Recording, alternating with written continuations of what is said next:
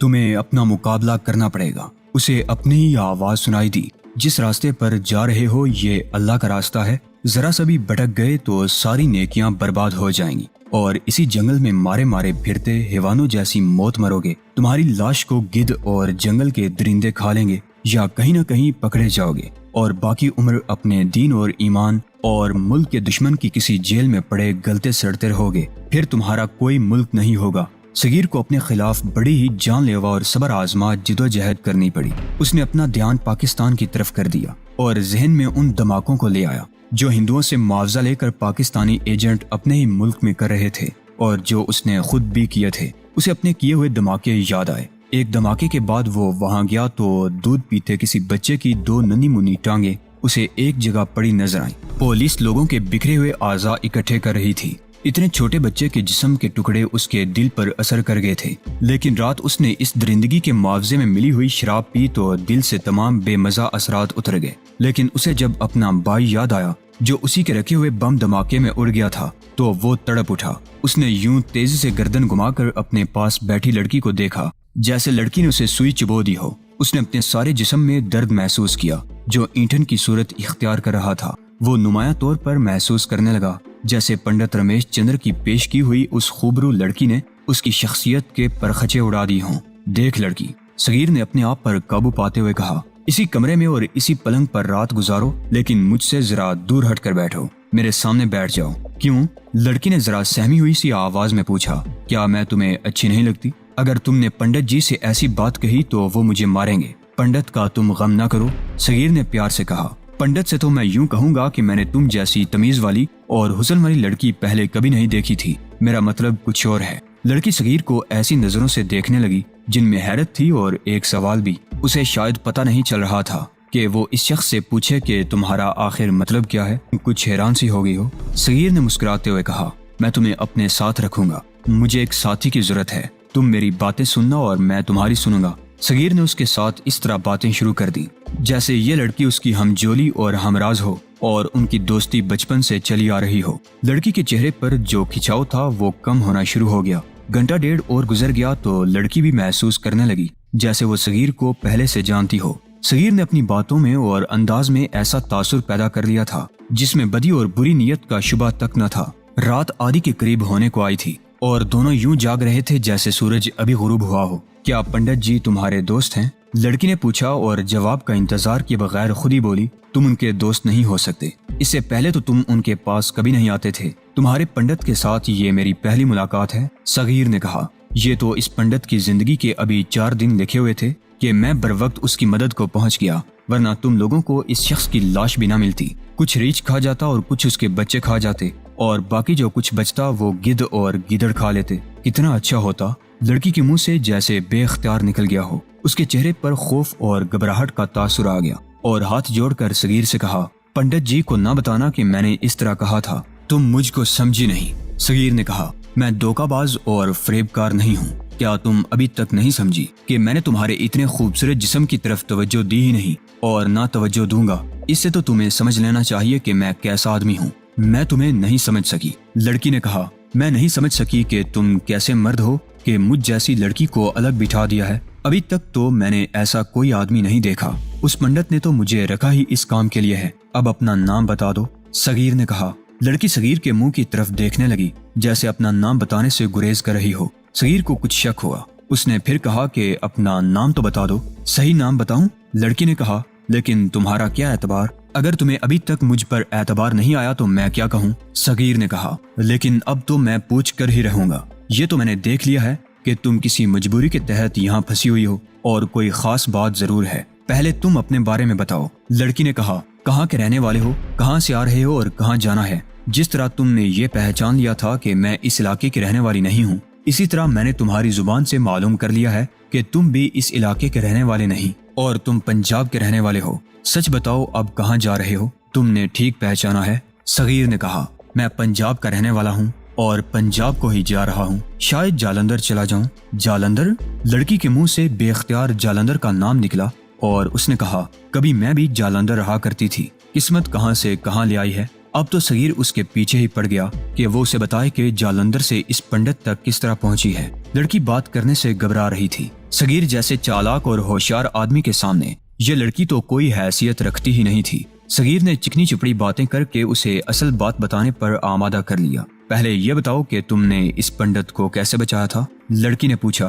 صغیر نے اسے سنا دیا کہ کس طرح ایک ریچھ اس پنڈت کے پیچھے دوڑا رہا تھا اور وہ یعنی صغیر بر وقت پہنچ گیا اور ریچھ سے اسے بچا لیا۔ صغیر نے پوری بات سنا ڈالی۔ اگر میں زخمی نہ ہو جاتا تو پنڈت کے ساتھ یہاں کبھی نہ آتا، صغیر نے کہا۔ یہ تو میں نے صرف انسانی ہمدردی کی خاطر کیا ہے، یہ تو مجھے معلوم ہی نہیں تھا کہ گھوڑی پر جو شخص سوار ہے یہ ہے کون۔ وہ میری نگاہ میں ایک انسان تھا جسے اس درندے سے صرف میں ہی بچا سکتا تھا۔ تم نے بہت برا کیا ہے، لڑکی نے کہا۔ اگر میں وہاں ہوتی تو تمہیں روک لیتی اور یہ دیکھ کر کہ ریچھ اس شخص کو چیر پھاڑ رہا ہے میں بہت خوش ہوتی۔ اب تو بات کھل گئی تھی۔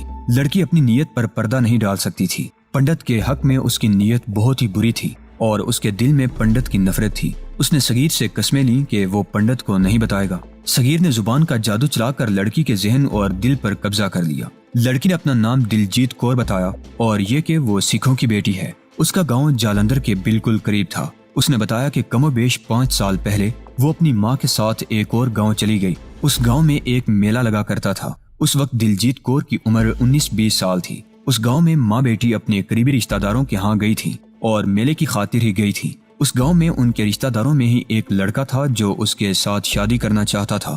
دلجیت کور خود بھی اس لڑکے کو پسند نہیں کرتی تھی اور اس کے والدین اور بھائی بھی اس لڑکے کو اچھا نہیں جانتے تھے۔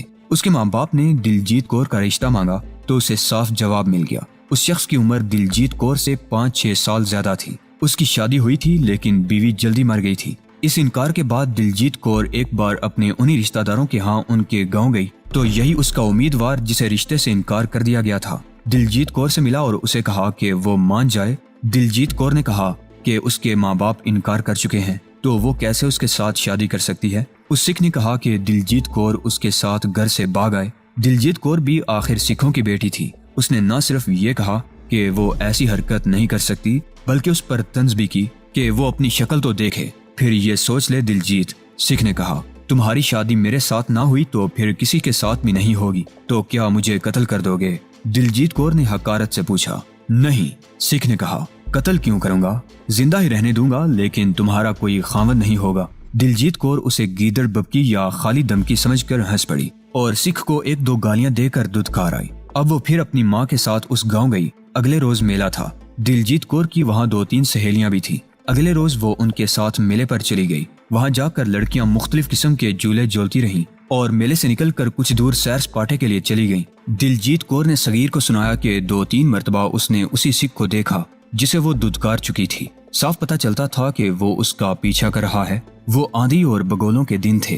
اچانک آندھی آ گئی۔ اس وقت لڑکیاں میلے سے کچھ دور چلی گئی تھی جہاں کوئی اور نہیں تھا۔ سب لوگ میلے میں تھے۔ آندھی نے اس قدر گرد اڑائی کہ اپنا آپ نظر نہیں آتا تھا۔ آندھی کی چیخیں بڑی ڈراؤنی تھیں۔ سکھوں کی بیٹیاں ڈرنے والی تو نہیں تھیں لیکن آندھی اس قدر تیز اور تند تھی کہ لڑکیاں چیختی چلاتی ادھر ادھر بکھر گئیں۔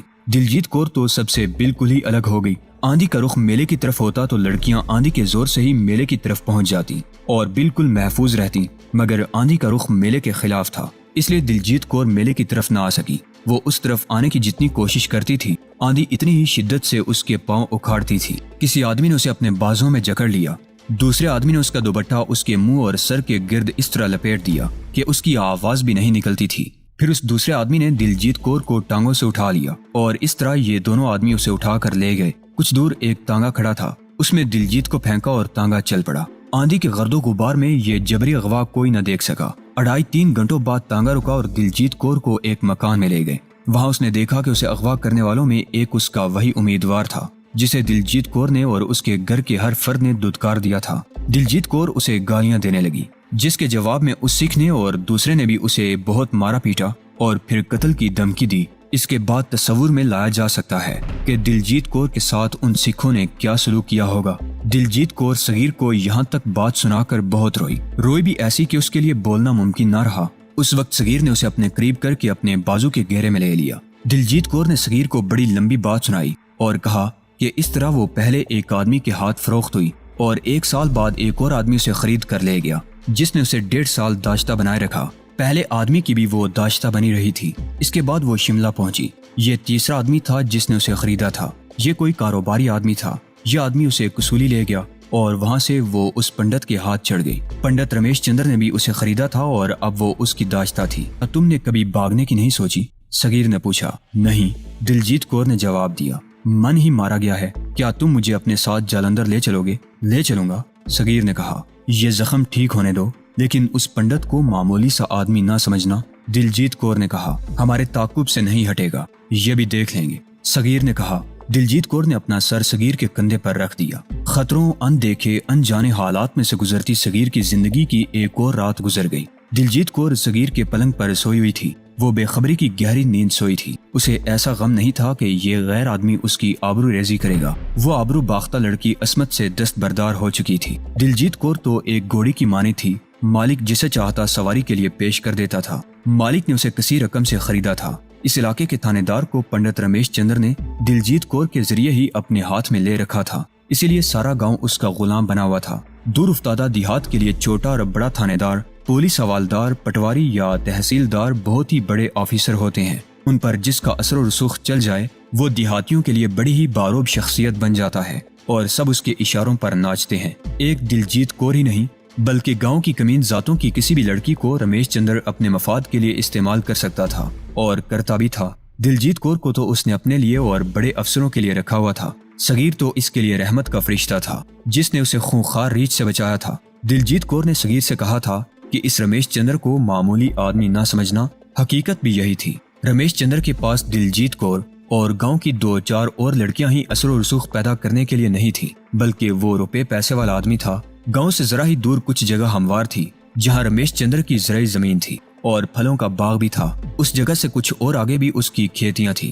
کچھ کھیتیاں ایک پہاڑی کی ڈھلان پر سیڑھیوں کی طرح تھیں۔ یہ ساری کھیتیاں اور باغ رمیش چندر کے لیے سونے کی کان تھی۔ دلجیت کور کی آنکھ کھلی تو اس نے سب سے پہلے یہ دیکھا کہ صغیر اس کے پاس پلنگ پر نہیں تھا، سورج اوپر آ گیا تھا۔ دلجیت کور اٹھ بیٹھی اور دیکھا کہ صغیر کمرے میں پڑی ہوئی ایک چارپائی پر سویا ہوا تھا جس پر نہایت معمولی سا بستر بچھا ہوا تھا۔ دلجیت کور آہستہ آہستہ اٹھی۔ اس کے انداز میں حیرت زدگی تھی۔ صغیر نے اپنی یہ بات پوری کر دکھائی تھی کہ اس لڑکی کے جسم کے ساتھ وہ ذرا بھی دلچسپی نہیں رکھے گا۔ وہ اٹھی اور صغیر کی چارپائی پر جا بیٹھی اور اس کے چہرے پر نظریں گاڑ دی۔ صغیر گہری نیند سویا ہوا تھا۔ دلجیت کور نے صغیر کے بڑے ہوئے لمبے بالوں میں انگلیاں پھیرنے شروع کر دی۔ وہ تو اسے بالکل ہی بدلا ہوا انسان سمجھنے لگی تھی۔ صغیر کی آنکھ کھل گئی۔ دلجیت کور کو اپنے پاس بیٹھا دیکھ کر وہ اٹھ بیٹھا۔ تم شاید زخموں کی وجہ سے، دلجیت کور نے کہا، یا شاید تم سادو محنت آدمی ہو اس لیے رات مجھ سے دور ہٹ کر گزاری؟